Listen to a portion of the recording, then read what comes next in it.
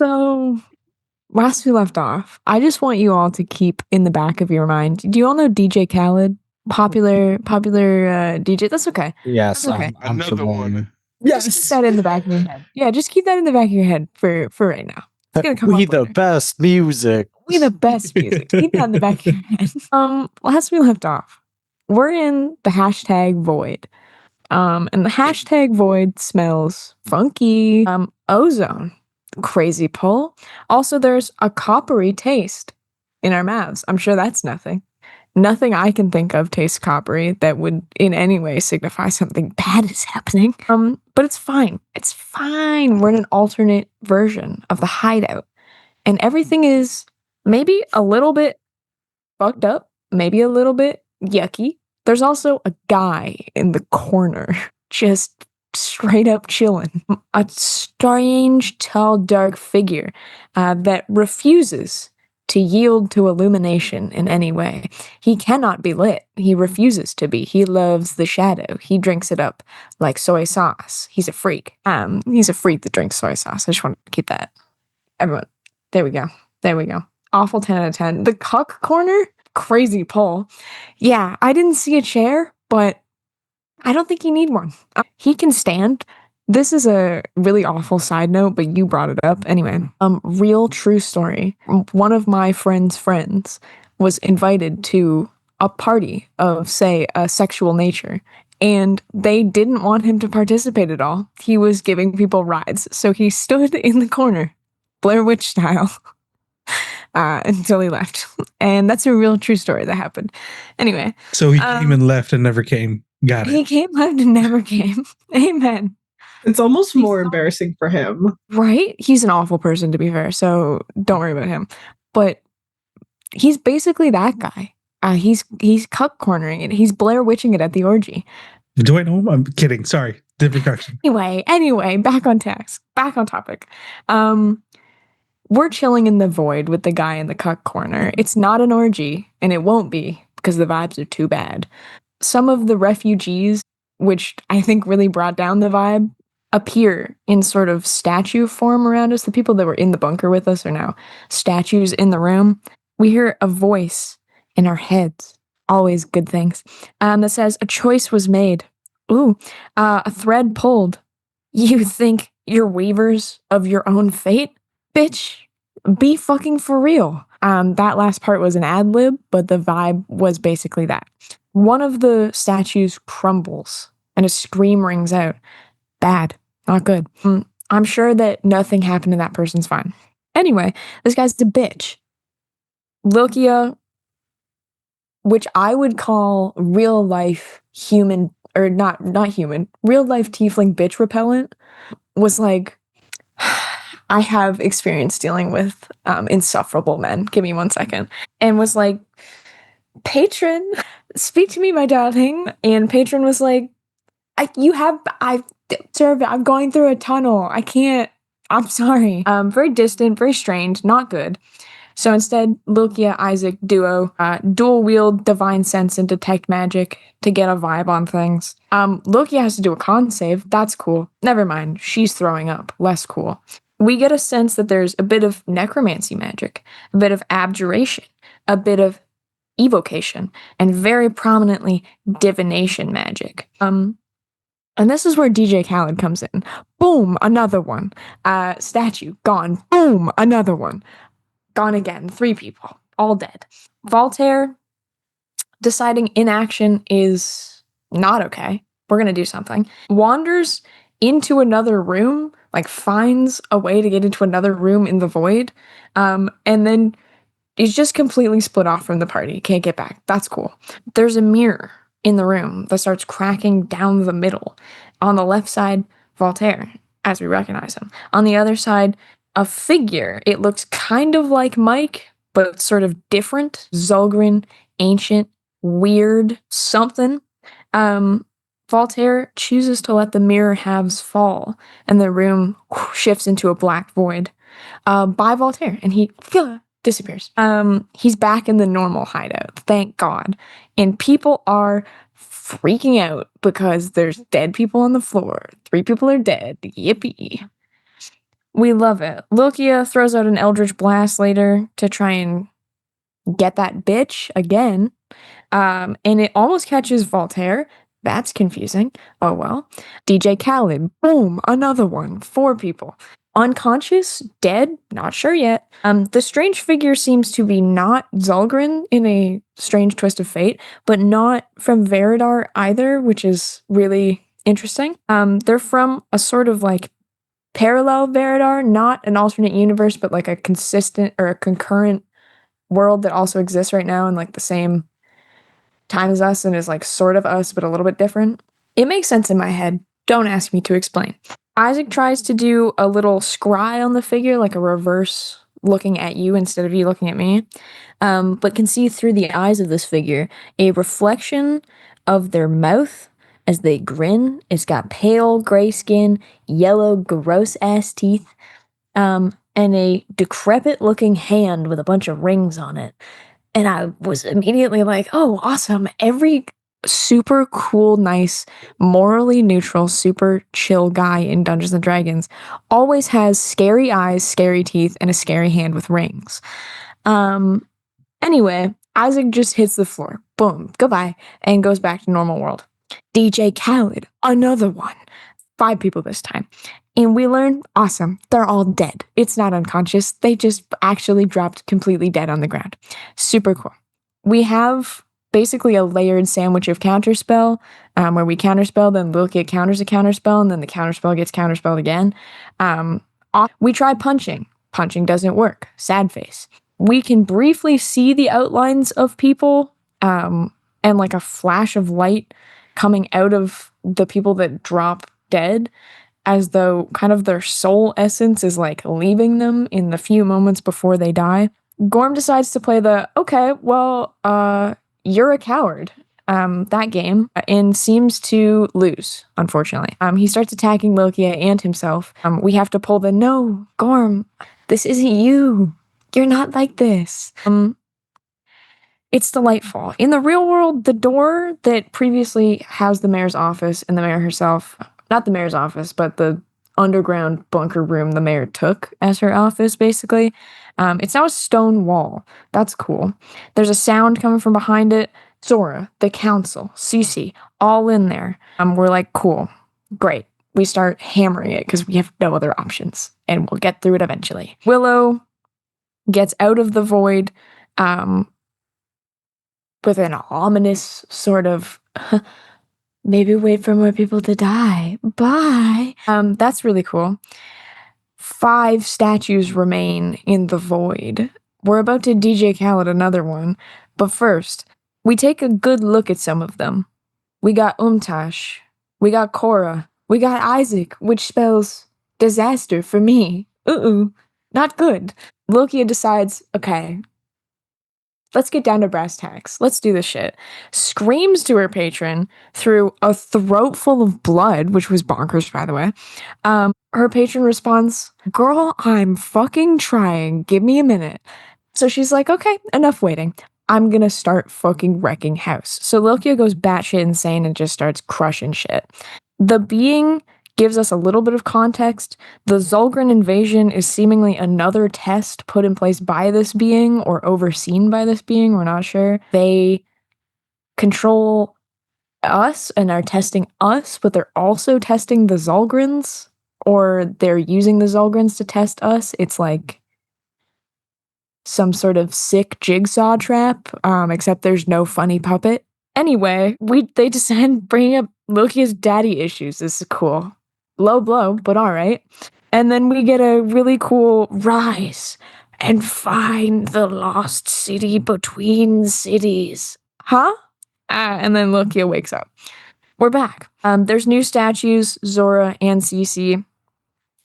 Gorm is fighting all sorts of urges, heart emoji, being quote unquote tested. He smacks that bitch, and then resists the answering smack with a very sick, like 25 constitution save, which was bonkers. Meanwhile, Lokavir Brightwater decides, hey, nothing like a near-death experience to really get the blood flowing, if you know what I'm saying. And so he walks up to Isaac and is like, hey, my God, I know that 5 people have just dropped out on the floor, but I have not seen you around here before. What is your deal? And then Willow goes, if you even fucking look at him, I work for the CIA, bitch. I know your home address. I'll come there. I'll come to your house. I'll use your own kitchen knives and I will dissect you piece by piece. And Lokavir went, whoa, okay, cool. And then walked away. Things are getting worse though. And DJ Khaled is not here to save us. Umtash and Isaac are feeling a little yucky. There's some sort of enchantment placed upon them that is probably not gonna end well. I just have a note that says they're casting forbidden spells on my ass. What the fuck? I think that speaks to all of us and our vibes. And then in all caps, well, Umtash is fucking dead, I guess. And I want to be honest with you, I nearly threw something. I had my book in my hand and I was looking at the wall and I was gonna throw it. Anyway, Umtash is dead. I don't want to talk about it. Our goal, our potential target, our next potential thing, meet the figure in the quote-unquote city between cities, the world between worlds. Get some goddamn answers. And that's what you missed on Glee. Thank you, Chris Colfer. My God. Beautiful, as always. 10 out of 10. No notes. Applause all around. Okay, it's hard to follow that, but I will do my best. Okay. You find yourselves in the aftermath of this horrible situation, this test of willpower, if you will, to find just chaos all around you, broken furniture, dead townsfolk, panicked, alive townsfolk, and it's not looking great. Hank and Stell looks to the 3 of you near him, and I'm not going to do the voice of him right now because I'm trying to get into the scene a little bit, but he does relay that he's going to try to check on the people that have lost loved ones in the situation, and he's going to try his best to assess what could have happened to these people. Question. Answer. Am I dead? You are No. not dead. I'm holding you, I think. Yes. I think that's where we ended. I'm holding I you. was dying. I was mid-death. Yes. I brushed the hair out of your face. I said, don't go. Oh my God. Thank you. I won't. Okay. It was like that scene from that Pokemon movie where Pikachu cries. Stop. Stop. Oh my God. Can I ask this? I don't know if this is like, if I'm not dying anymore, if it's too like retconny, but while I'm feeling unwell, and watching a child succumb to the whatever magical disease I have, is there any way for me to like, I don't know, like, I don't know if I would still have detect magic up, but like it gains some sort of insight or like about what kind of is happening? I don't know. I can't do an autopsy on myself, but like, can I medically, scientifically examine myself or try to note anything that I feel?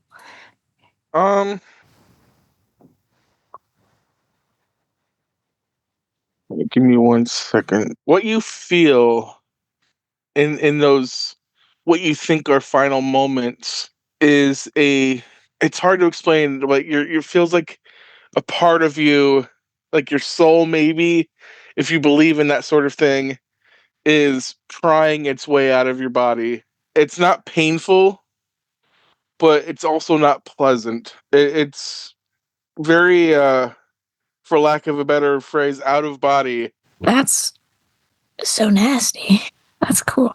Can I ask? I know that we could kind of see like the light leaving people. Can I see any kind of light? You do not. Okay. Fair. But as Lokia is holding you, she does see something akin to a like a spark or something slowly being snuffed out. And in that final moment, it's as though like that spark was reignited and you surpassed that. Unfortunately, that same fate was not shared with Umtash and everyone else that passed. And as you all sort of get your bearings and try to assess the situation, that same ozony smell and that coppery taste sort of lingers a little bit. And the room just feels a little damper than what it did. Maybe because of the fact that you're underground and it's a little warm, or maybe it's just some outside source. You're not sure. It just feels a little damper than when you guys first arrived. And you're looking around, and a halfling stands up after holding a deceased child. He looks at you with a poisonous rage, and he just says, "Look at him standing there tall and important while my girl just stopped. Y'all stood there like statues, like you was watching the sunset while the Reaper just walked right through this room. Ever since y'all showed up, this town's been headed to the biggest scrap heap. First, first Mayor Bo dies. Then we gotta watch you fight our own kin as they rise from the grave. Then we get these orcs stomping through, burning our memorial tree. We thought the Hydra situation was the end of it all. Now this shit happens. Why don't you just leave us alone and just let us die in peace instead of watching it happen?" Lokia's gonna look down at Isaac and then like look up, and she's then just gonna like look back down Isaac in her arms. You better say something or I'm gonna say something mean. Isaac's gonna look. Oh, wow. I make sure I'm positioned behind the pole so she can't see me. Isaac, really quick, I need you to roll a con save for me Oh, fantastic. Yes, I shall do that. while you are regaining your balance and coughing into your arm. This is gonna be awesome. Watch me just absolutely go ass over tea kettle in front of everyone who thinks we should be kicked out of this place. That's cool. A con save. Oh, yep, and I'm great at those.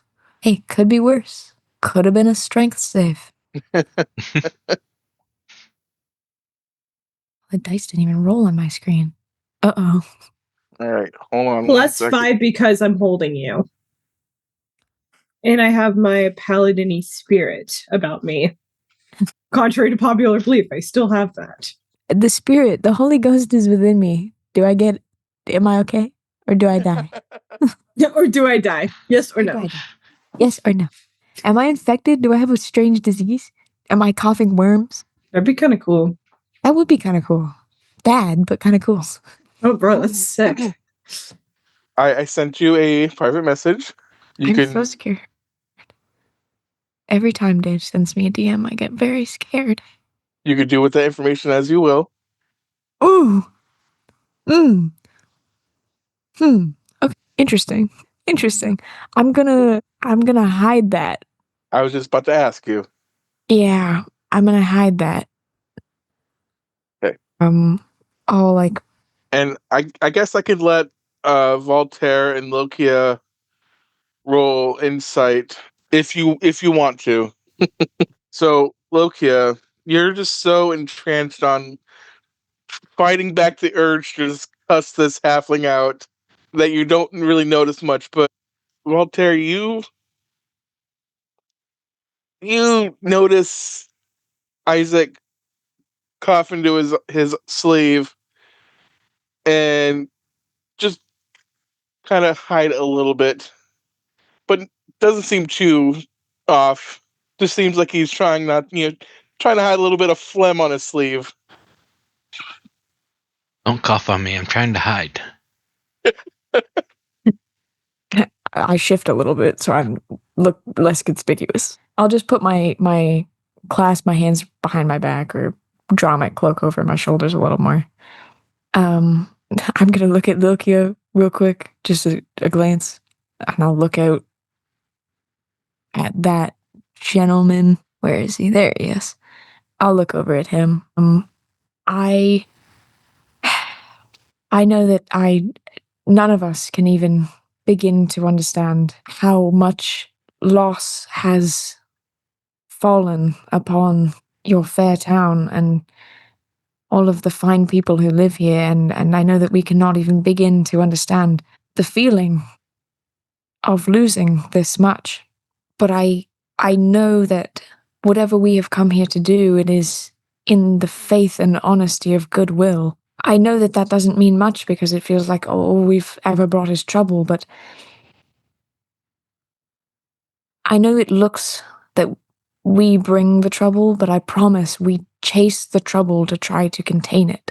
And if you have faith in your mayor, if you have faith in Zora and her council, they have put their faith in us.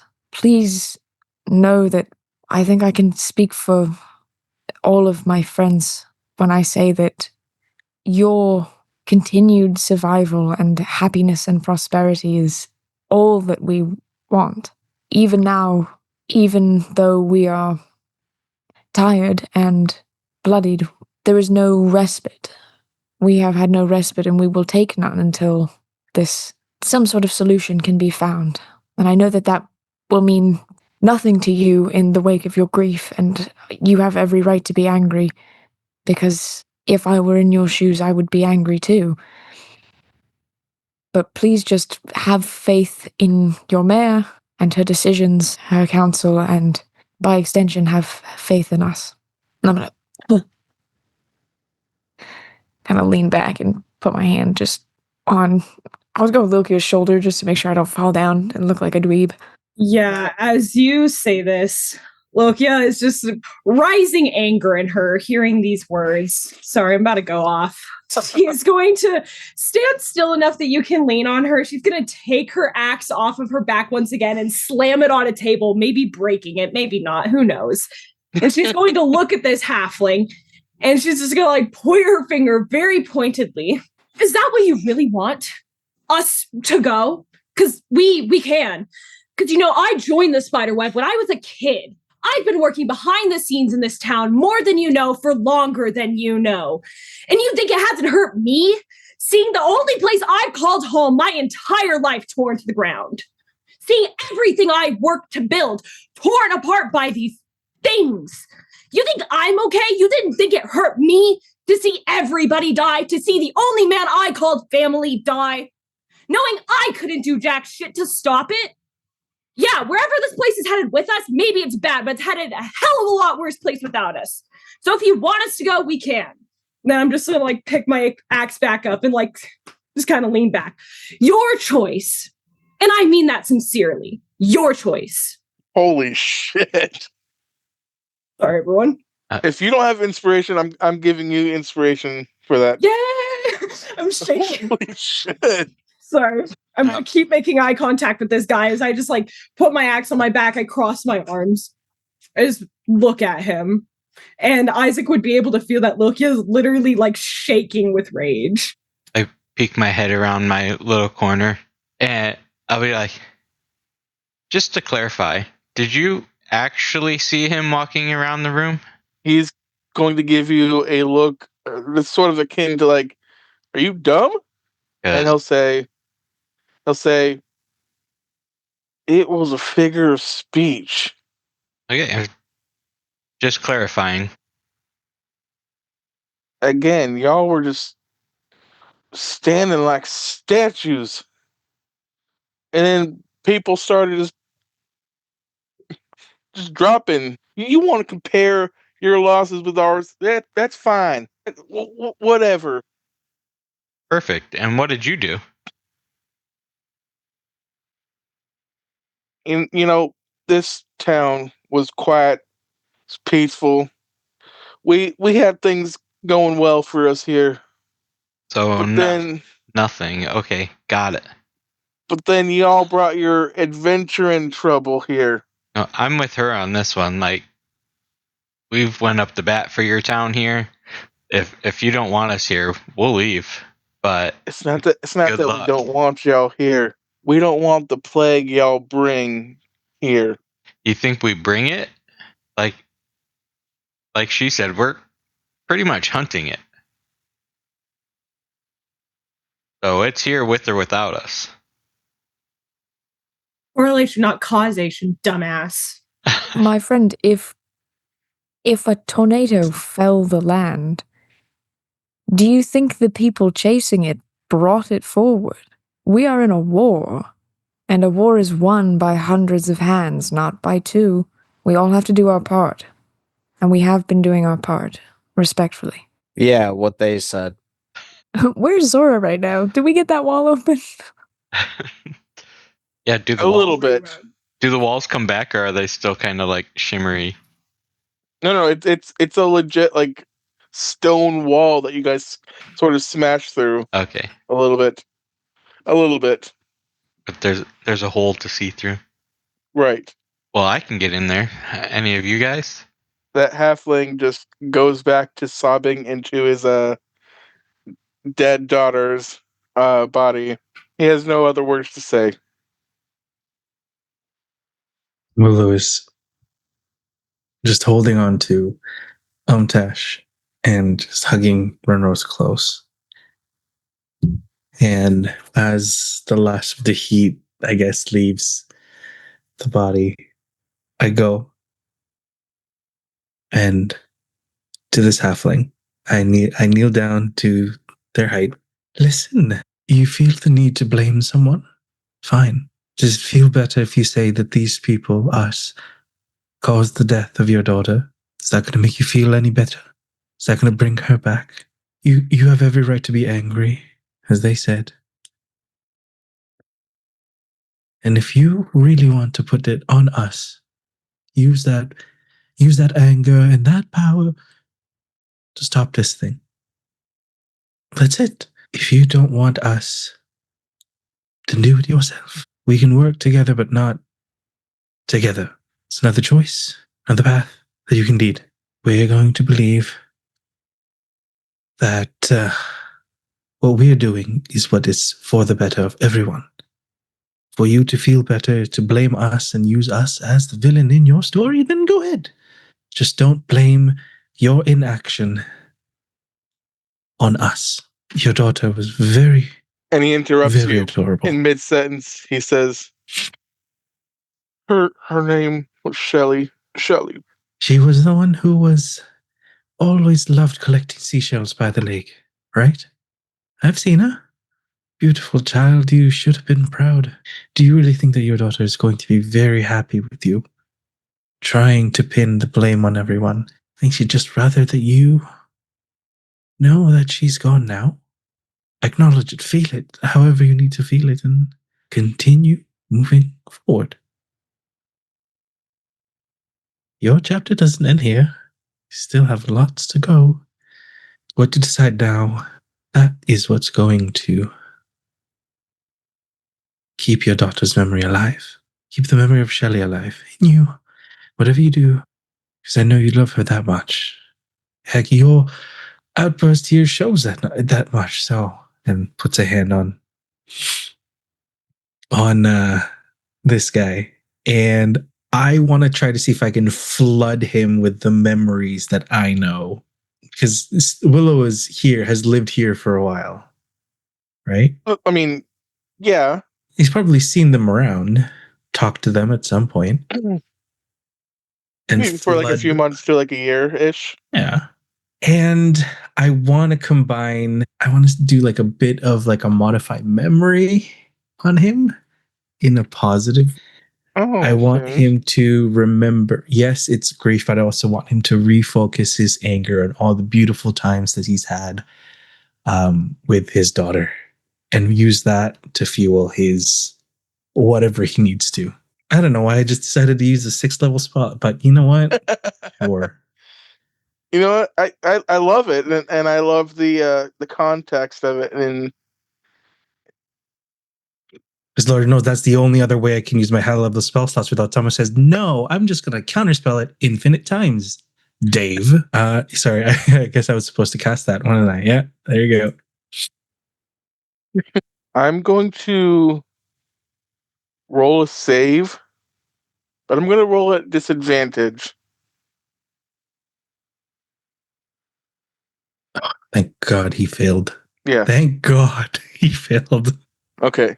As you cast this, he looks up at you, smiles a little bit, and tears begin rolling down his cheek. Willow stands up, pats them on the back, and just checks on everyone. Runruss walks over to you, Willow, and he takes your hand, and he says, you gotta tell me what happens next. I don't know what to do. I can't tell you exactly what's going to happen. Shocker. But I think you should do what is good for you right now and take in everything. Don't forget to process it and find a way to move forward. Whether it is moving, fighting, arguing, I think it's best if you just take the time now, let it process. As much as I want to say that tomorrow will be here, can't really guarantee it. I don't want you wasting your time looking forward to tomorrow if you can't even enjoy what's right in front of you right now. Both the good and the bad. If we get out of this alive, if we survive all of this, could you possibly stop by the house? I think there's something that the Ummi would want you to have. Of course. Anything for his auntie, uncle, whatever. Whatever. I still have his picture. He pulls out the little drawing. Always with me. He was so proud of that when he finished it. Oh, he did. He was. You worry about what you're going to do next. I'll go check in with the rest of the gang and the mayor. I'll take it one step at a time.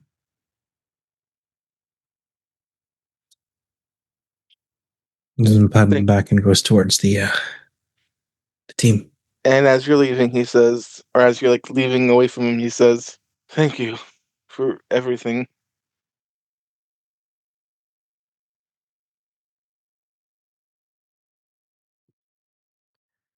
So, gang, it seems like things are royally fucked up. And Willow goes to Professor. It's a gentle hand on the shoulder. Are you okay? I think I've felt better, definitely, but I suppose it could have been much worse. Yeah, I could have. I honestly don't know what I would have done. As much as controlling the future as we both can do, I don't really know exactly what I would have done had it did not pan out. I'm glad it did. Yeah, I am too. Listen, I don't know how much time we have left. And Willow holds Isaac's cheek. I don't know what's going to happen to me, to us. Can I kiss you? You've been a wonderful part of my life over the past, I don't know, couple months, and you're always there for me. And even with the whole revelation of the whole change, it was just, it, it's just, yeah.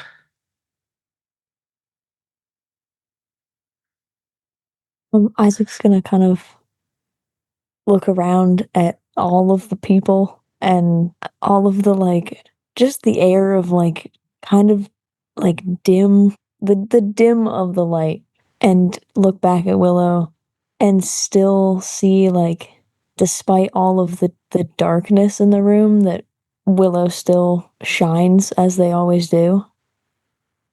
And he's gonna lean in. Can I tell you a secret? Of course. Anything? And he's gonna very pointedly not make eye contact because you can tell he's really, really embarrassed. I'm kind of really glad that you're like I don't know, Human-sized. humanoid sized because I've wanted to kiss you for a really long time and I was worried I was gonna squish you like a bug. With your hands. I didn't really know how to do it. And I go in for a really good kiss. Hell yeah. Let's go. Gay people are real. They're real. Yes. No, I agree. That's crazy. I don't even have guidance to give you anymore. Sorry, did it derail your plan, everyone? Yeah, we're gonna talk Orb about is this just guy. gonna start clapping. We just gave that poor grieving father in the corner the worst waiting. Hey, we understand lost. Don't worry. By the way, Fucking roller coaster. Don't worry, I understand you lost your kid. don't worry about it. Oh my god. Gay people are real. Gay people are real. We made it. We did it. Happy Pride You Month. did it. Oh yeah, Isaac, go ahead and roll that performance for me. Oh my god. Okay. Can I- Are we rolling for tongue? Okay, wait. Can I specifically ask for disadvantage? Yes. Okay, because in my heart and soul, Isaac has never kissed anyone before. This is the first time, and he doesn't know how to do it. Okay, let me hit that. Oh my god. Don't go to Veridar. Come to my house. It is heated rivalry in real time, guys. So crazy. It's okay. It can make it get worse. Oh, average. Oh, nice. Look Meant at to that. be. Meant to be. Yeah, it's with Isaac the- has wrote enough to know how this works. He's read enough porn where he has like the basics, but it definitely has sort of the unbridled shake and nervousness of like a baby deer on its legs for the first time. Like he doesn't know how to do this. And some parts were just a little too over exaggerated for no reason at all. Yeah. Mouth Yeah, and is he's open way definitely too gonna wait. wide. He has to wait for Willow because he doesn't know how to like start anything. He's like, I'll just sit here and see what they do, I guess. Oh my god. It's great. And the room is dead silent except for Gorm clapping in the background. Oh, Hooting and hollering. Talk I about just want to say very awkwardness. excitedly and happily. well, I mean, it's not completely silent. Some of you remember Belinda and Ina. Belinda just kind of like looks at everyone and just says, "Man, this is hot." And Ina just like Going out. nudges her, and she just says, "Shut up! You're making it awkward." Girl, no, don't worry. We made it awkward ourselves. Oh my god, she's so fujoing out. That's crazy. God damn. Isaac just sits there, beet red, tomato red, like tips of his ears all the way down under his collars, just sitting there like, oh no, oh my god. Like Lil Kia Red. Looks like Loki. Yeah. We're passing for cousins, I think. Oh, what the fuck? Redder than Loki, actually. I don't know how, but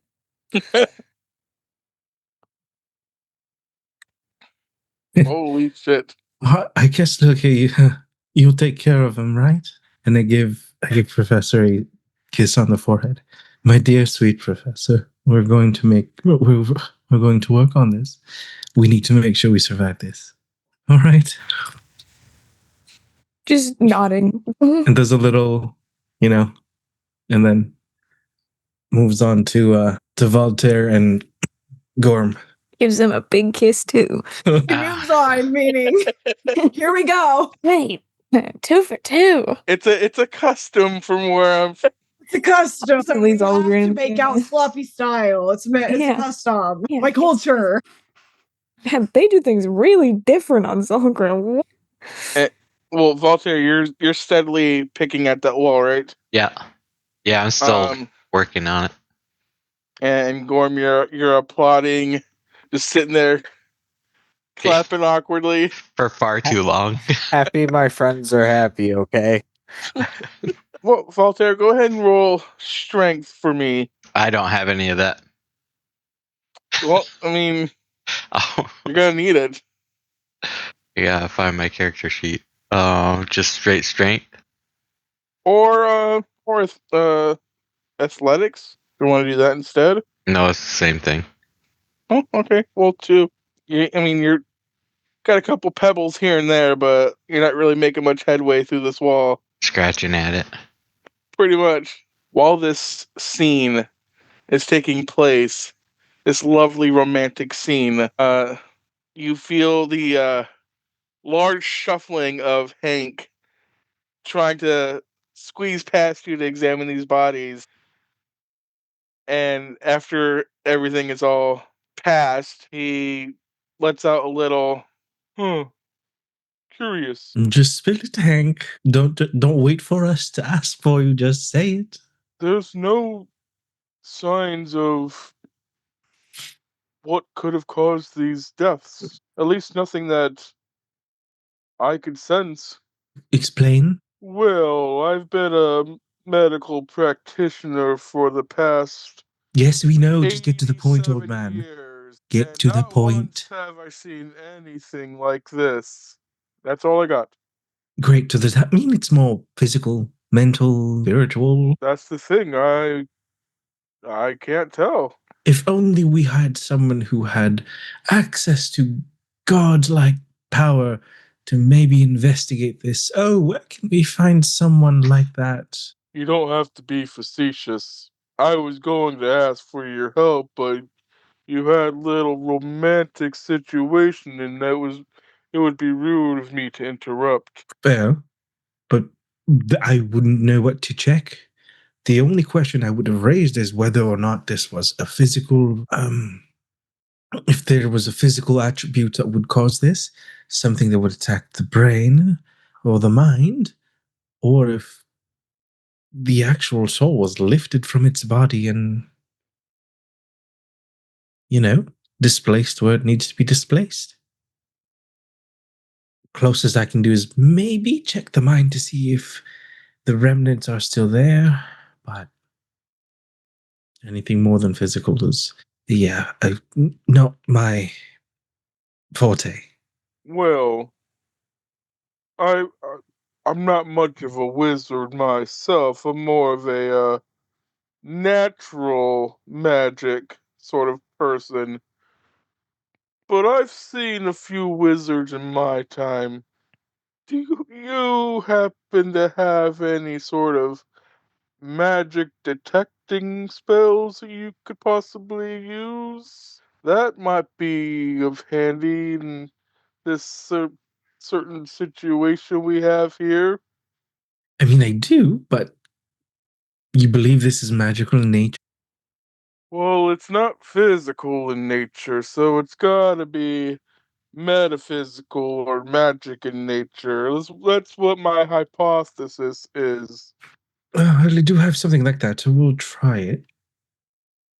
Willow will cast a ritually cast detect magic, and what it looks like now is a small little light comes from their head. And you know how in Avatar: The Last Airbender, when Toph sees things, it kind of looks like that as the signal goes through like the body because of how Willow's composition is now. It kind of radiates like that for like 10 minutes and then sees, any and all things that needs to be seen in the detect magic. What is everyone doing in this 10 minutes? Other than beating down this wall. Personally, I know that Isaac will have absolutely no bearing on the wall at all. Even if I tried, negative strength score, not really gonna. He's going to go around and make a list or collect a list of all of the individuals that died and names and information, specifically looking to see if there's any kind of connection between any of them. It wouldn't be age because we know that adults and children have died, but if it's I don't know, they all had some sort of arcane ability or whatever, like just that kind of thing.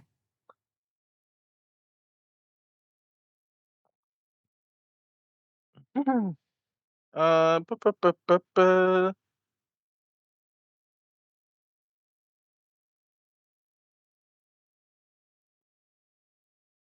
How about this?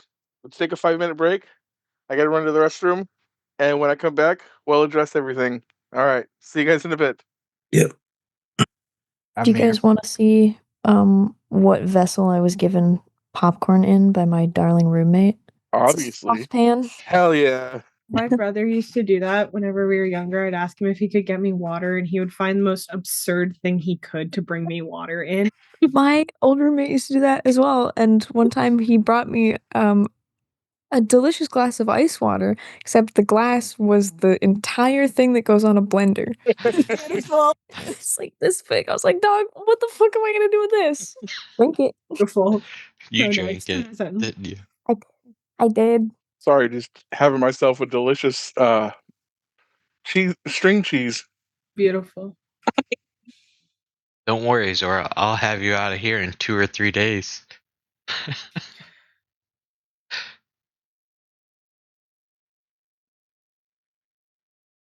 If only there was someone much stronger. Or 2 or 3 of them. Oh, Ron would be helping. I thought I said that. Oh, okay. Like, isn't there someone with like 20 strength who can like 3-punch this and the whole wall will collapse? Well, I'm about to just swap in. Screw this wall. Do we have a bomb that we can use? Or maybe a specific spell. I don't know what you're looking at me for. I have nothing. He cast a 6th level spell already. Fireball, obviously. Da-da. Da-da-da-da-da. Don't worry, guys. I'll bestow curse it. I know that's what we're talking about. Like, move stone. I mean, It's not me. I don't think it's me. What's a spell? Oh, I have lucky. I forgot I had lucky. Whoops. I mean, best I can probably do is focus a lightning bolt on the wall and see if it'll break. Start casting fire bolts at it.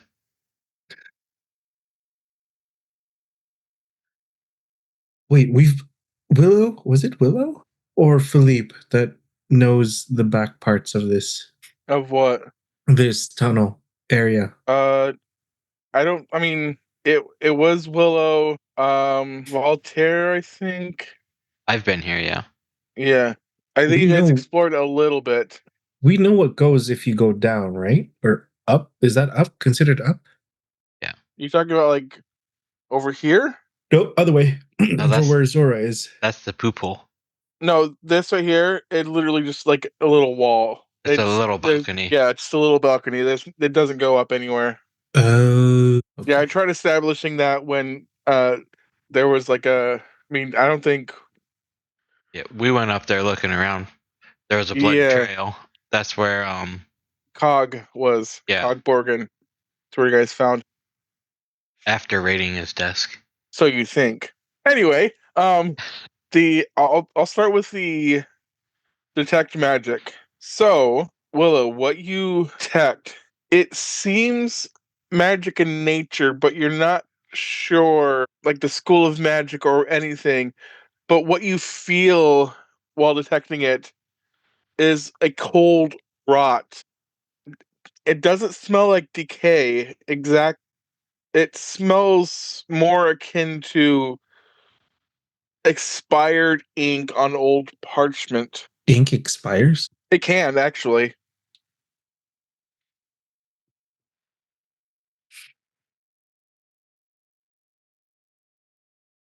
Where is that smell coming from? All of the deceased people that you're detecting the magic from. You can't detect the school of magic or anything like that, but you do detect some sort of magic essence. It's the old doesn't- spark. It doesn't seem No. natural to this world, but it seems natural enough that you might be able to ascertain some more information if you took more time to study it. I hate to be that guy, but can we crack one open? Can we crack open a cold boy with the ones? I don't know. Where's Shelly? Shelly? There you go. Maybe not a child. Is there any anyone who doesn't have a loved one here? Is there any unattended adults? Yeah. Someone who like had nobody going for them. Or like I mean, I don't know. still alive, but Any criminals, maybe? We could let Hank lead the charge on it so we don't get in trouble. just pin a malpractice on him or something.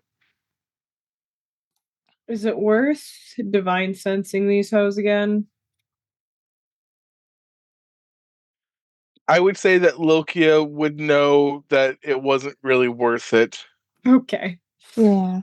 I feel like genuinely like if it's like a the ink rot like cold rot kind of vibe, like if it smells, if there's a like genuine smell, this is gonna sound so strange, and I promise context wise in high school I worked at a funeral home.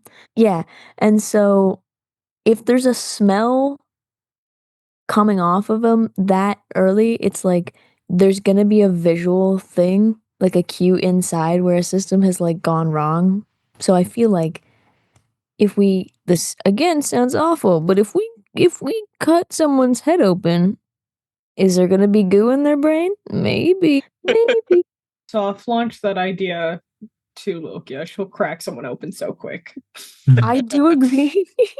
I do agree we should let Hank ask if anyone is willing to volunteer their loved one for an autopsy. Because I don't think we should ask people or just take one. I don't think we should just take one of the bodies because that's awful. Also, I do want to clarify something. I was going to clarify earlier, but I got lost in the moment. The visage that you saw, Isaac, I know I described it as like a parallel version of Veridar. That is only in the visual sense. It kind of that theme sense. It wasn't actually Veridar. It seemed very foreign, but still I got you. familiar. Like maybe like technologically, not technologically, but like Yeah, pretty much. Yeah. yeah, like on the same level, but it's Yes. totally like a different planet.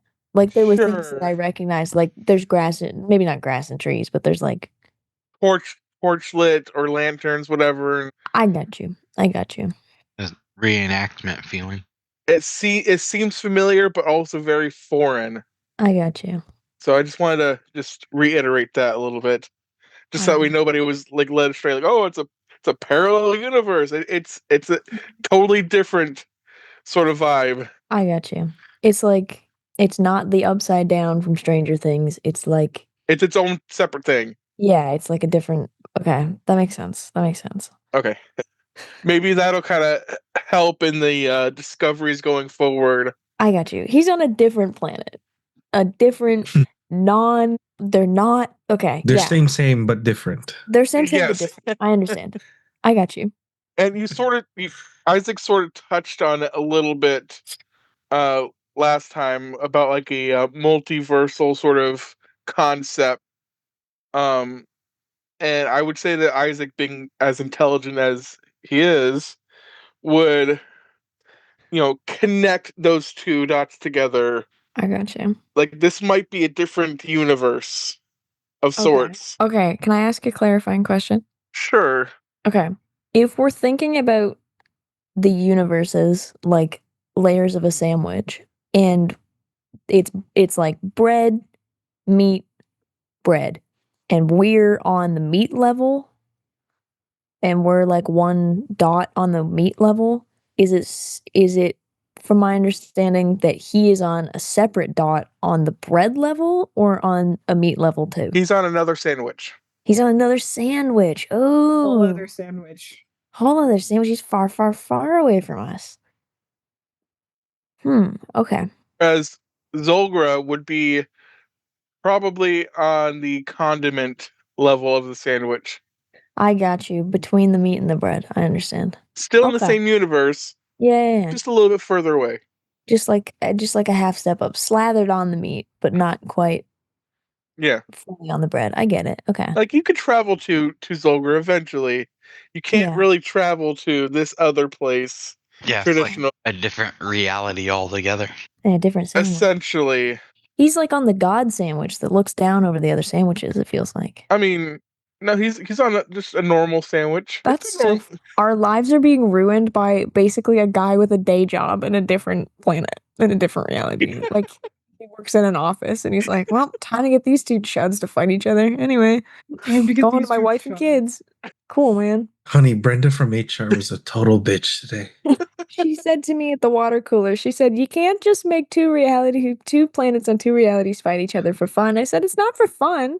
Girl, we don't do anything here for fun. I got a fax from the upper management department saying these two bitches need to be tested. It's QA, okay?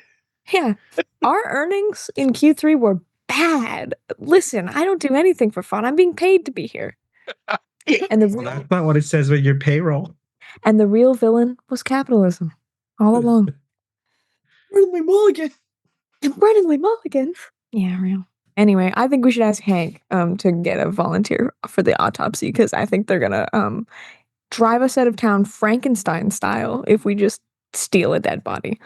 Oh, Dave, sorry. While the tech magic is up, is there a specific spot in the bodies, where it is, where let's say like the signal is most concentrated? I'll let you guess. I'm going to say yes. Where do you think it is? I'll tell you if you're right, and I'll tell you the It's exact answer. probably where you're the brain.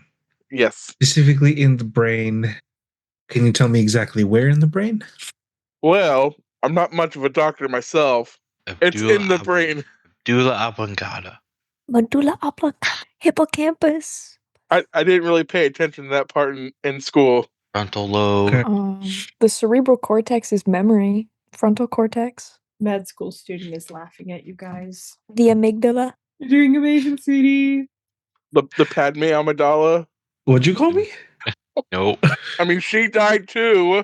Too They soon. can't speak. It must be Broca's area or Wernicke's area. It's in the brain. Fuck. I mean, none of them can speak at this point. They're all dead. Tough stuff. Okay. I'm gonna tap Professor. I did, Professor. I think we found something. I'm gonna go to the head of the nearest one, which I think is this one. And as I finish doing detect magic, the logic is if the essence of a different sandwich can affect our sandwich, can I assume that my sandwich can also affect that sandwich in terms of the different kinds of magic? Because it seems like the magic that we have here, while not fully compatible, can still work in certain occasions, just not as specific.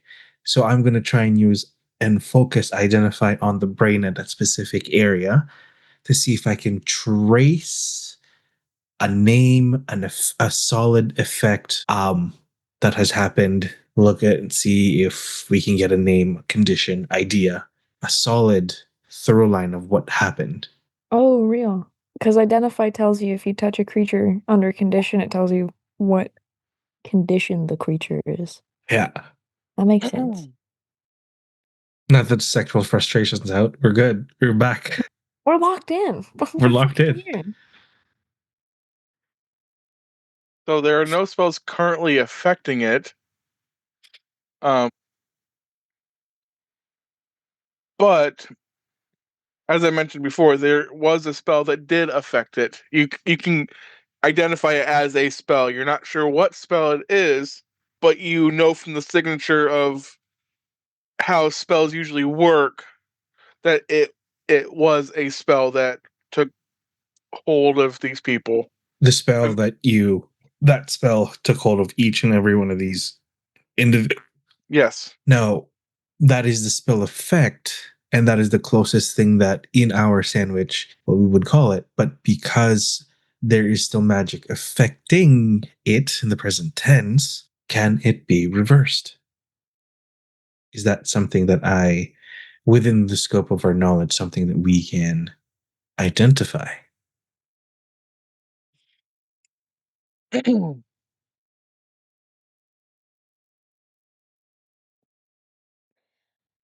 Are you asking like if you can like Counterspell or something? reverse engineer it, or are you Yes, asking if they exactly can, if that. you can revivify? Okay. Like, or remove curse or greater restoration or something like that. Yeah, Uh, to see if in this world's magic system, if if the spell effect is similar to what David told me what that spell was, then I don't think there's going to be a chance that we can save them. But I'm trying and I'm trying to kind of reason out that that's what seems to be the spell effect in our world. But because it's not exactly running under the same systems and rules, because we can't always counterspell it, it doesn't ping as a specific school of magic. Sometimes it's a combination of both, of more than one. Maybe it's under a different name in that world, but in this world, the best we can translate it is a combination of A, B, C, D, so forth.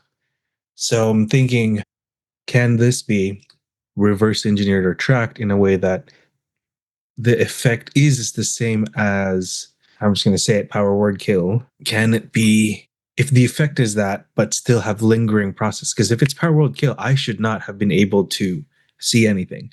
This means that can's empty. But because there's still something lingering, there could still be something that's there that we're not missing, which means there is a weird mistranslation. Or how about You- tracing it back to the source? that too. That or too. it could be too like if it is like a spell effect, and yeah, it might be a spell effect that's like not held to the law of magic in this sandwich, and they have a different one in their sandwich. Or if it's something that's like, I don't want to say like false death, but like something like petrification, where it's like technically not a spell.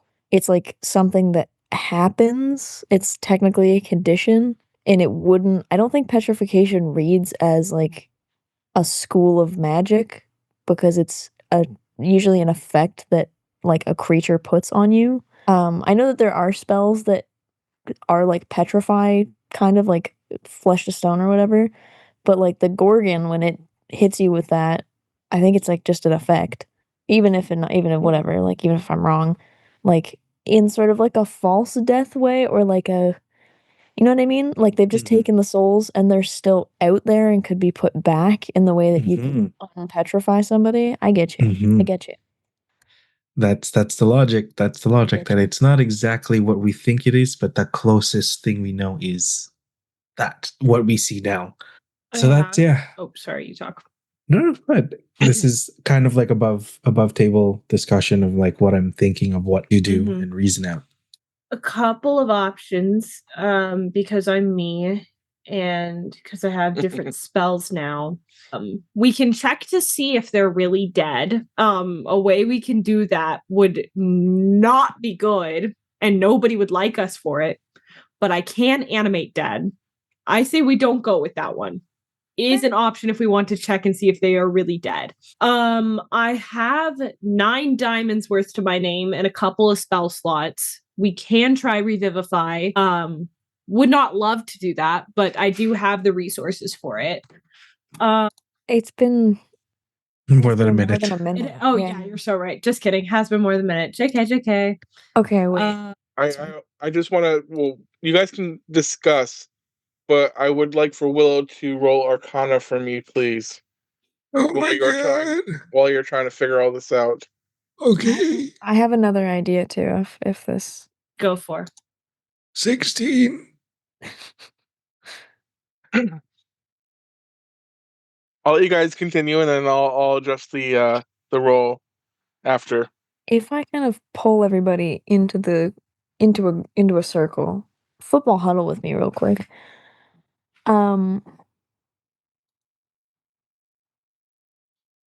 Okay. Yeah, okay. Isaac's gonna bring his sleeve out, um, and go and like look at everybody kind of in the football huddle, and kind of, I feel as though there may be some lingering effects, and he'll kind of hold his sleeve out, and you can see on the like white flowing fabric of his dress shirt, there's like a stain of black ichor. That you can tell kind of from the positioning is probably where he coughed earlier. And he'll kind of like hold it up and be like, I don't. It's sort of I guess reoccurring. Yes, it's been a persistent problem, I think. Above table, my thinking, if your roll doesn't pan out, if there's still, because you can't find an effect on a creature that's dead, you know what I mean? Like it doesn't come up, but if I still have part of it, it might read an effect on me. Further than that, super risky, but we could see it would be, again, insanely risky if it didn't work, but you could probably kill Isaac and just revivify him and see if it works. There's a chance I'd never wake up, but Chat, I am not doing that shit. Chat, I am not doing that there's a shit. chance I I'd love never you wake so up. much. No. There's a chance I'd never wake up, but for science. Willow would kill me dead. Willow would actually kill me dead. Anyway, the main thing there was maybe I'm still affected by some sort of like conditional effect that could be like grabbed by identify. I don't know. Well, how about I address that role really quick? So, just to kind of help you out a little bit, as you are identifying, the magic in these, deceased bodies, you notice that the detect magic in each of these bodies sort of fades in the same pattern as each one died. So, like the first one that died, that magic is already gone. There's not. It's a deceased body now. There's nothing there, and just one after the other fading.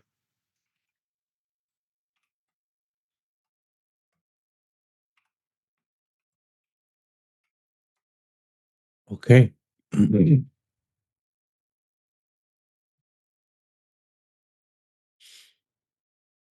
And does the identify, will that work with Isaac too?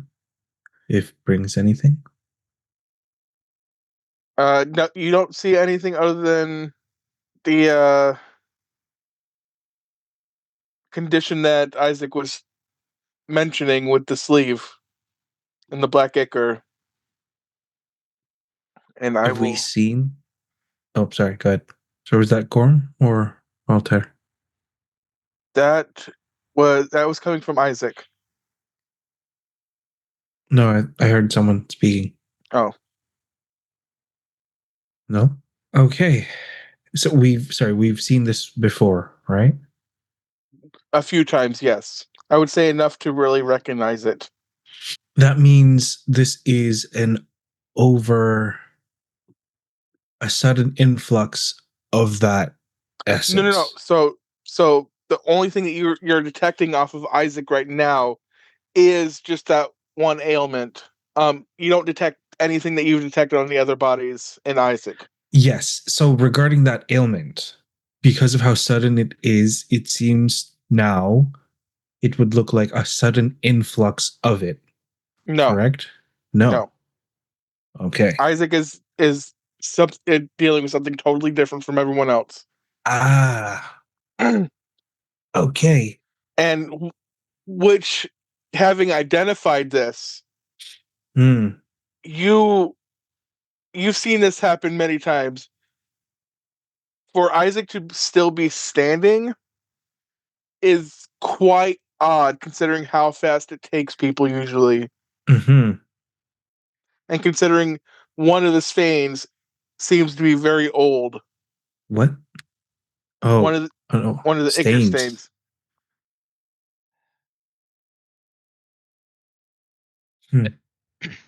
Well, everybody starts contemplating. Without saying anything, pull out the pistol and put cerulean 2 shells of my into it. and just shoot him right in the chest. You shoot. Professor. All right, so I want to just say that. I You pull mean, it out in front of Willow? well, okay. Just to see what happens. How long has it been, Dave? More than 12 hours? Within the 12 hours? For the condition. Nope. For me. Oh, yeah, I would say about maybe 16 hours. Okay. Hey. Shit. Okay. As you pull out your Lodeoganite, the colors start from Willow's body starts to shake, and you see them screaming in their heads for a split second. And there's a little bit of blood coming out of their ears. And it looks really harshly at you, Voltaire. Can I have some? Please. They're screaming. And I need just a little bit. Are you okay? I will be. I just need a little bit of that. All right, just a second. Make sure I shoot the professor first, and I have more of one than the Well, other. first I want to ask Isaac, are you letting Voltaire just whip this gun out and shoot you? I choose to believe that Isaac is so lost in thought that he hasn't noticed that someone's pulling a gun on him. I think it would be funny. I think that he's just not perceptive enough to really notice that he's Okay. getting. Voltaire goes from bashing this wall in, and Yeah, he's like, because he's like deep in thought, and like he's pulled out one of his books to like make notes of like, interesting, like is it some sort of like centralized in the brain, some sort of chemical reaction perhaps, or some sort of magical effect. And he's like distantly in the back of his head, he's like, oh, the pickaxe sound stopped like 2 minutes ago.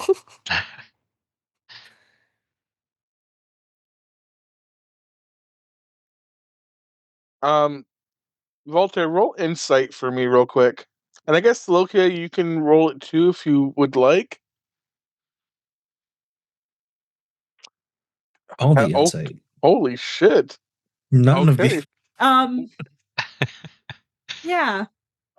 Voltaire, having sort of seen these signs before, you can ascertain from Willow's demeanor that their body is craving to consume Lodeoganite, or else something bad is going to happen. And you've seen this before with Yuri to an extent, and it was mentioned by your mother countless times. Like, our kind needs to consume this to survive. This is our food. This is our nutrients. Yeah. So I would probably pull out a fuchsia powder bag, shake it a little bit, and hand it to him. Like the bag of powder. Yeah, I You're have like giving like a 20, drug addict a bag, a 20 dime bags bag. of powder. I give him, straw, I flick it a little bit and hand it. credit card.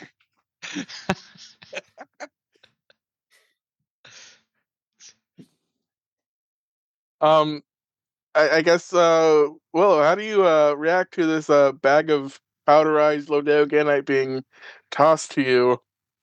Put a little pinky in the bag, and then just like, I don't know, my teeth.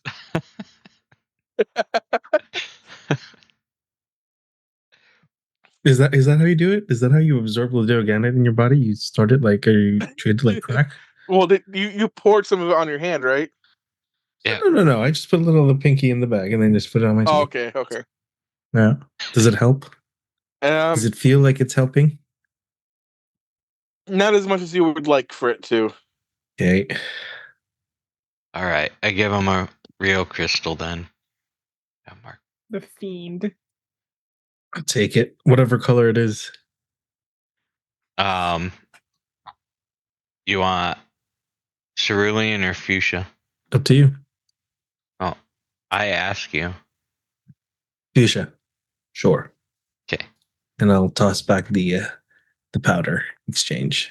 How are you handling this gem? We're gonna set it down. We're gonna pop a squat. I'm kidding. No. What happens when I hold it? Does it? You can feel the crystal get a little smaller in size, Okay. almost as if your body has already started to absorb it. Any memories that can be read from this? Being this is the first time that you were doing this, I would like for you to roll a wisdom save for me, please. +5. 31. Beautiful. Okay.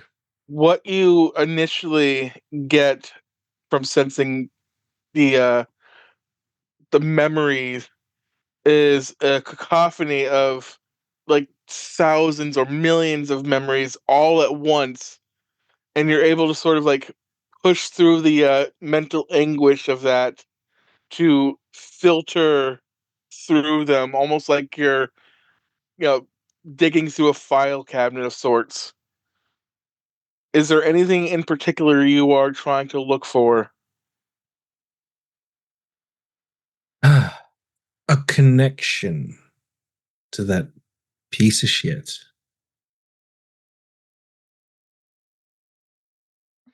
Are you talking about Philippe? He's not a piece of shit. I don't know what you're talking about. Yeah, he's worse than that. He's a great mentor. If we see him again, it's on site. I am going to kill him. I'm not even 100%. joking a little bit. If he was there, he would have said, "Well, you've seen me on site quite a few times after that threat. Still haven't seen a follow up. Good thing this is above table talk, and that really didn't happen." um, it takes you a little while, Mm-hmm. but you do happen to come across one memory, quote unquote, in particular, Mm-hmm. and it is of a ornate figure, very fancy dressed in a beautiful robe, of like purples and blacks. Uh, but his face and other appendages seem to be obscured or blurred, as if like purposefully blocked. Okay. How much information can Willow grab so that if they attempt to maybe look for it, or how much info and link in a trace can they get from this piece? Considering this is your first time accessing this sort of a hive mind situation and harnessing it for your own, you know, needs, I guess. The information that you gather is this scene in particular. It seems to be, and as you're sort of like peering further into this memory, this is sort of like a very ornate, fancy, lavish looking conference room of sorts. It doesn't seem Zolgren in nature. It seems very like, I guess, medieval-y, I guess. Kind of like your like the world's theme.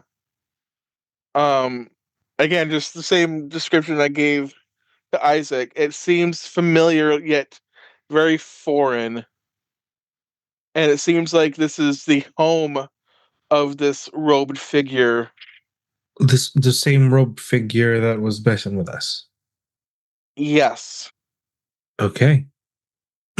Is there, I guess part of that's just one last thing. Is there a link or a tether that I can attribute that I can look for the next time the dead Aganite needs to be consumed. I would say you would be able to recognize the robe. It's ornate enough that you've never seen anything like it, and you would definitely remember this visage. Copy that. As I see it, I'm going to send a message actually by sending. And it says I have a 95% chance or a 5% chance that it doesn't, that fails. And I will say, hello. I feel like we finally have a more direct contact. Yes? Pleasure. Sick. You better not.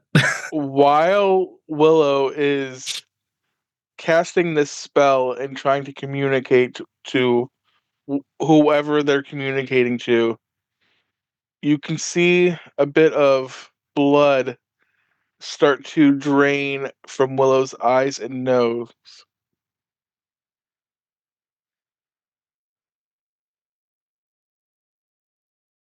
I'm gonna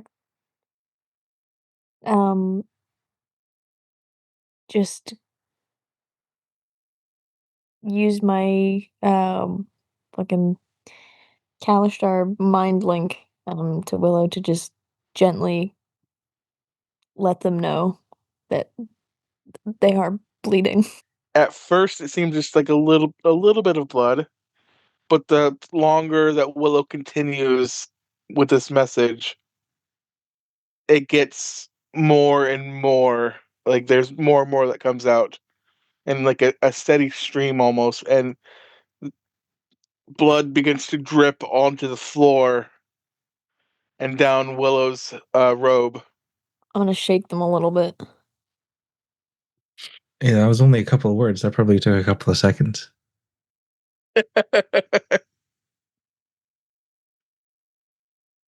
But Willow, you do not get any response. And you're unsure if you even made a connection. Fuck. Okay. Oh. Oh, my goodness. Sorry. That took a lot out of me. Hand them a handkerchief. Thank you, Yeah, darling. it's coming out of your eyes and your nose. Oh, The fucking oh boy. the normal people in this town must be so fucking horrified every day. They're fucking terrified watching this whole shit go down. As Willow starts to come to, I would shoot him right in the face. Damn, buy me dinner first. Sorry. That twink in the corner just started bleeding profusely from his eyeballs, and then the guy who was with the guy that they were with shot him in the face. This guy's just shooting everybody. I need to move to California. This shit sucks. Bang, bang into the room.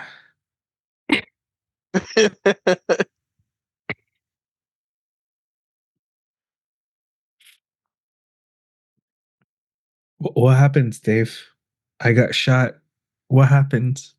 Well, I was gonna roll damage for that, bit of psychic turmoil that you just dealt with, but that Sure. that shot kind of healed it immediately as it. So I don't see there's a point. It's only going to be like a D6 or something, and that shot would have healed more than that. So there's no point. Okay.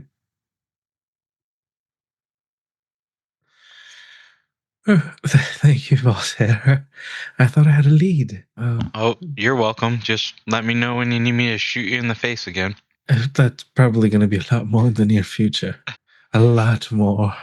You can just shoot me in the face anytime you want. But, oh, wait, sorry. Phrasing. Blue Low Dave Ganite, specifically. You know, Professor's standing right there, right? Yes, sir. I know. No, okay. Just grip their arm a little bit tighter.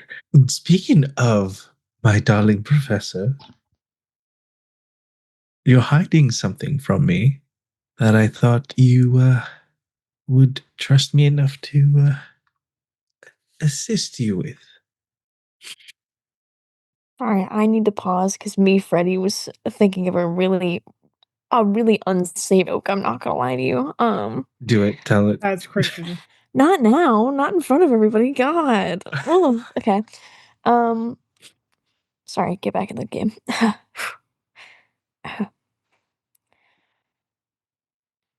I I assume you're referencing this, and I'll hold up my sleeve with all of the stains. You think? Yes, well,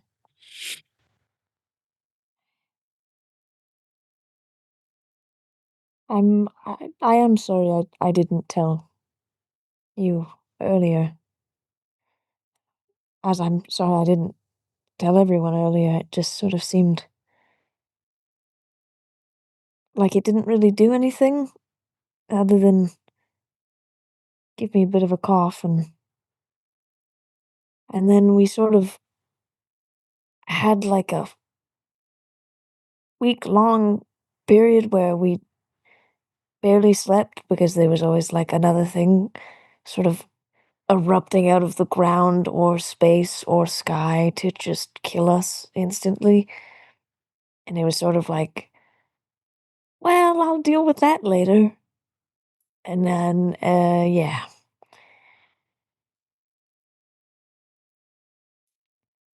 Did you get any inkling of information with your spell work? No, I've got a visage, an area, something a bit more clear. Hmm. Tried to send a message across the plains. Wasn't sure that it worked, but I guess that's the price. And holds the handkerchief for the blood. Price of trying to go too far and stretch the limits of what we know. But that's something, that's a parameter I can control knowing that it happens. You, my dear, was this within the parameters of what you were expecting? Well,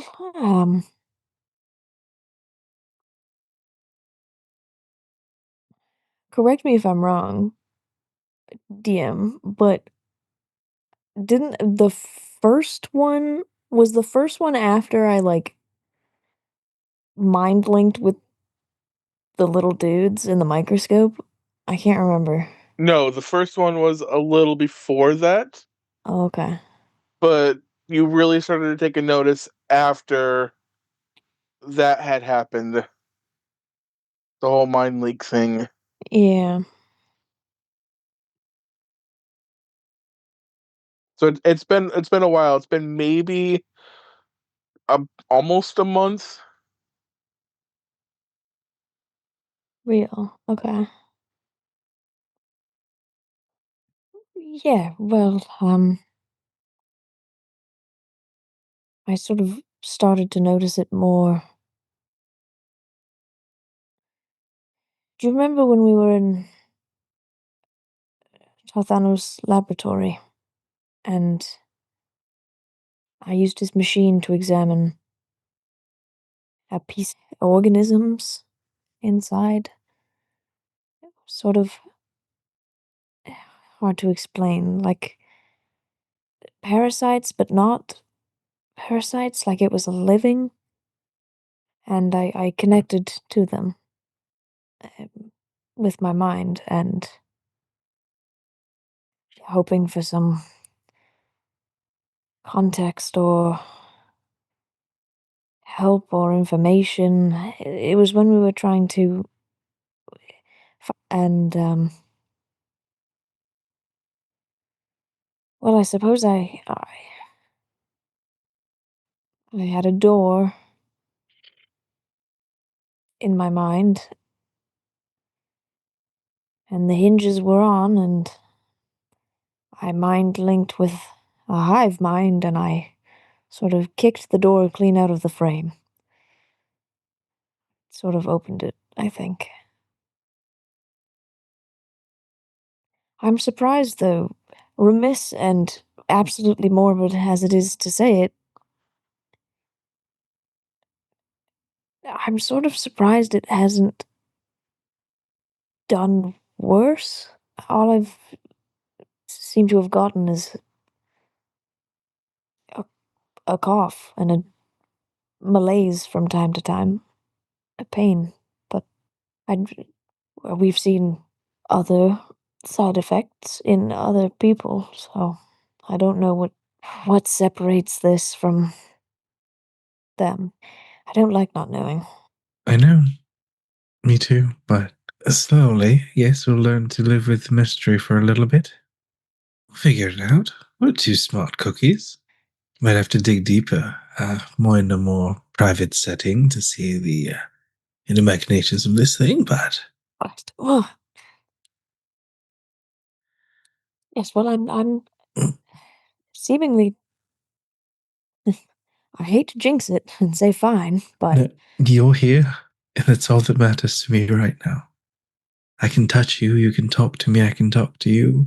This discussion, and I'm just holding on to that every day. So, day by day. I'm sure I don't know how hive minds work really, but I'm sure if you killed the mother, then it would probably go away. Probably. How usually hive minds work, right? No, it really sucks not knowing, but it's kind of the fun thing is you have to discover and learn more. We'll get through it. Just tell us, please, if you're having more of those episodes. I will.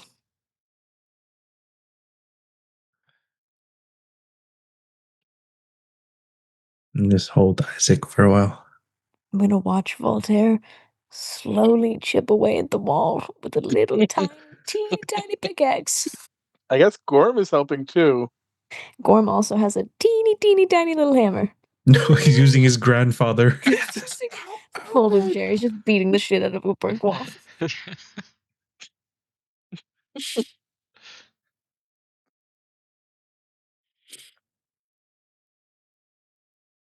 Oh, all right. So if Gorm is really helping, I'll let either Voltaire roll with advantage or Gorm with advantage. The strength check.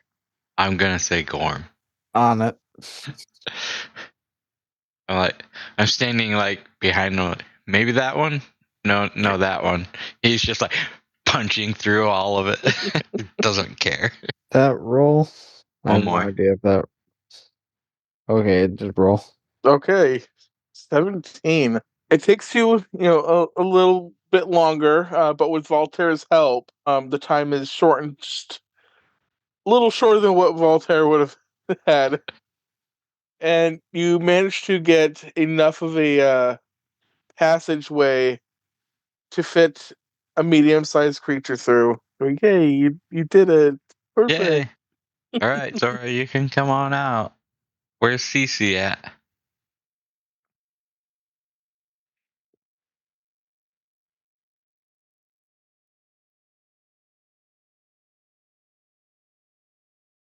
She comes running around the corner, and she runs out of the room, sees all of the dead bodies, We did it. We saved you. and she begins to like very loudly shriek and start crying.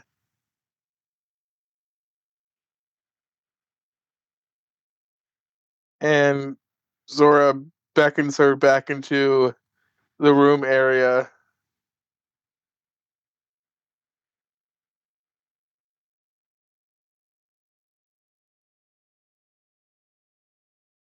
Okay, so Zora is out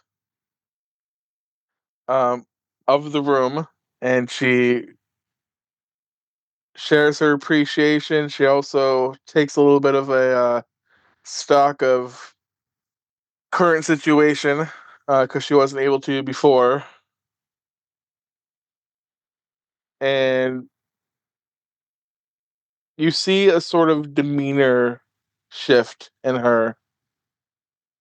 Before it was almost a sense of like uncertainty or like a sort of a I'll never be able to fit those shoes that were worn before me. Now it's sort of like a oh fuck, this is even more real than it was before. Willow, what you know of Zora from having been in Snowvault for a little bit, you know that she came from a very military based background. She was a soldier, she was a commander in her time in the past. And you can see a lot of that start to show now, like night and day. She stands up a little straighter and like she puffs out her chest a little bit and she says, "All right, I guess this is it.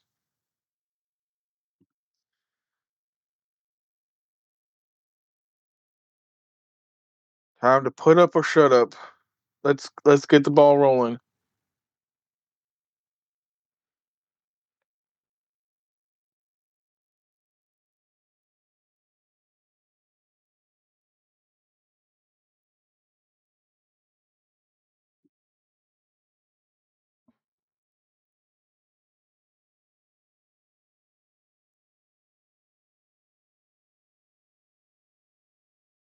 She goes around the room and she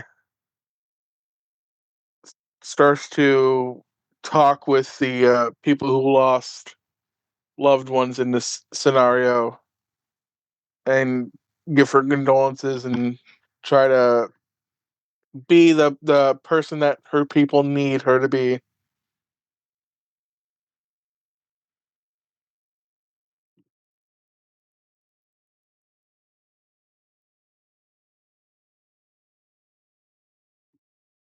She looks back at you, Voltaire, while she's taking stock of everything, and she says, "If you're going in the office, there's a drawer that I couldn't get unstuck. You might want to take a little gander at that.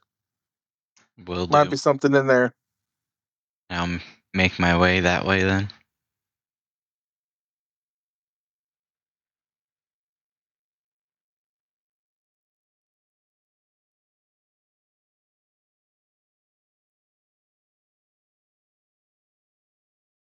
As you enter the space, Cece goes, What happened?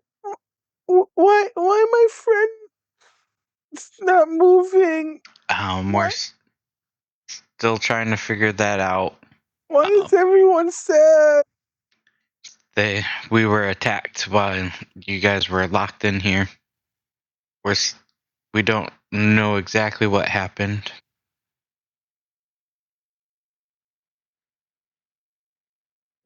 Mama said you guys were very brave, or you could have stopped more bad things from happening. Unfortunately, we can't stop everything. We're trying to do everything we can, though. But Mama said you guys were strong. We are, but the enemy is strong also. But we're doing what we can.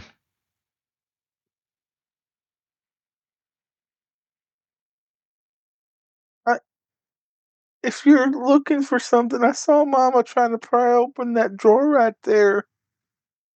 It, maybe it has something that could bring these make these people move again.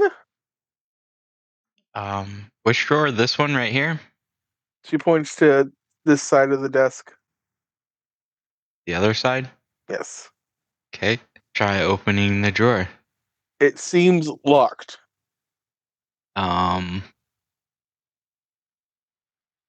can I try to pick it? I picked up thieves' tools, but I'm not proficient with them.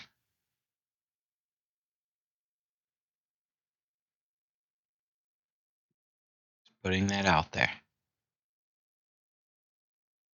Uh, I am a dex character, so I have good sleight of hand.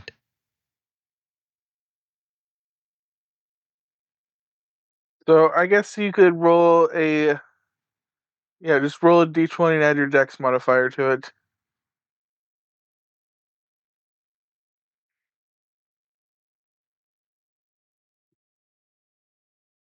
Not this round. This is a very stubborn lock.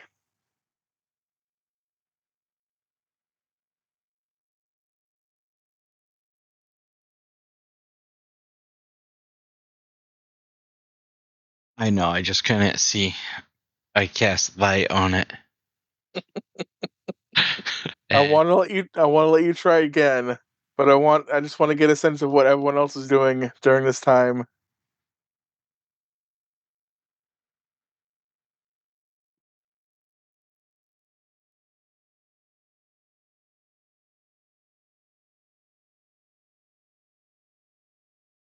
We'll start with Gorm now that you've broken into the room. What are you doing after that?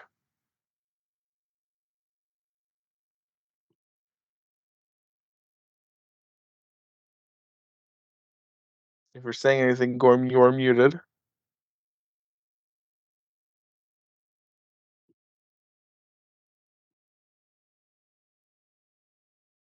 Or maybe you're not with us anymore.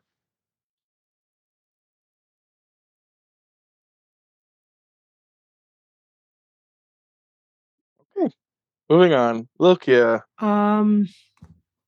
I think Loki pretty much since her crash out, she's been kind of sitting there seething until someone needs something from her. Other than that, she is fully locked in on being mad. Until someone's like, "Hey, we need something, step out of it." But yeah, that's what she's doing. She's white knuckles on her axe, leaned up against something, not doing good. I was gonna ask Willow, but from the message I got, yes, you could try that. Sweet. What do we get? Well, do you want to describe what you're doing? Because this is Lodeoganite poisoning, and the Willow is somehow having now Ludeoganite hunger. Just gonna a little of that ichor and taste it, see if it does anything.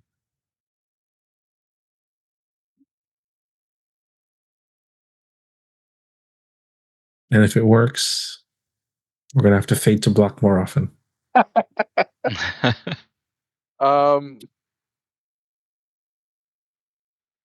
What you get from that is, so normally when you, or so far when you consume Ludeoganite, you feel a sense of like life that goes into you, sort of like a living creature type thing. With this black ichor, you sense the absence of that. Almost like this is a sort of like a waste byproduct. Got it.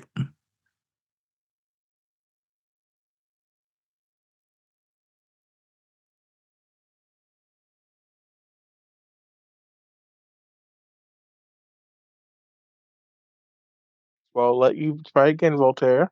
Alright. So this being said, I'll try on lockpick again, and then if it doesn't work, I have a crowbar. Okay. Better. Yeah. And yeah, that actually maybe it was the light. Couldn't see. But you managed to get that lock open, and inside of that drawer is a couple things. One is a map of their underground tunnel system, which goes through the sewer system, which you kind of knew that already, but this is a more detailed version of that. Like you have like directions on where to go to get to any point in the town. Nice. The other thing are instructions slash like a manual of sorts for the various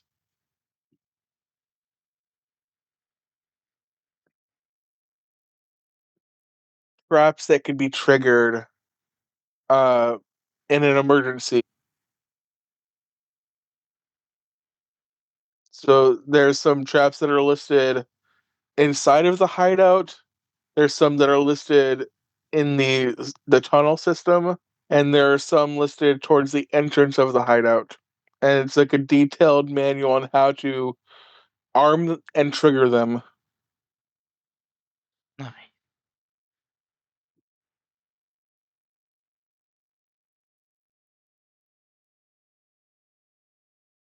I take them, obviously. A pat CC on the head. It'll be okay. And I don't know who I should talk to about this part. I think I would go up to Lokia, because I kind of feel like they're still my like superior. Reporting for duty. Luca, who looks like she could kill someone holding onto her axe. And I'll show her the map and the trap manual. She looks at it. Do I glean anything new from it just from taking a look? What you can gather from this and knowing some of the lore of the spiderweb, this is sort of like a preparation for worst case scenario. But unfortunately, the people that were in this hideout weren't able to utilize that worst case scenario situation. Gotcha. She looks at it, kind of like frowns a little bit, kind of turns it over in her hands, like looks back up at Voltaire and just kind of shrugs. Would have been useful at some point before now. I mean, it still can be as like a last stand kind of thing, if that's what it comes down to. Okay, can you roll me history real quick? Sure, I'm so good at history rolls. Oh, yeah, I am. Okay, looking at this map and the manual, you notice some writing that's near like the margin of each piece of information that seems to be in like a obscure writing that you recognize as the sort of like the codex that the spiderweb used to sort of communicate in times of like secrecy, so, sort of like a thieves' cant of sorts. And a lot of that pretty much says like in case of emergency there's steps to fully defend the town, but you need access to the fuck is it called? Give me a second.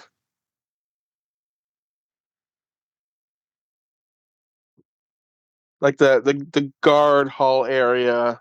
Grayson? Yes, that's the word I was thinking of. I just couldn't, on the tip of my tongue, couldn't fucking say it. But yes, the garrison. Yes. She's gonna go over to a table, like take out a notebook, start like writing stuff down from this codex and like kind of relay that information to Voltaire. Be like, I was gonna say I want to try and study and memorize as much as I can of it before taking it over to Zora or something. I want to try and internalize it all.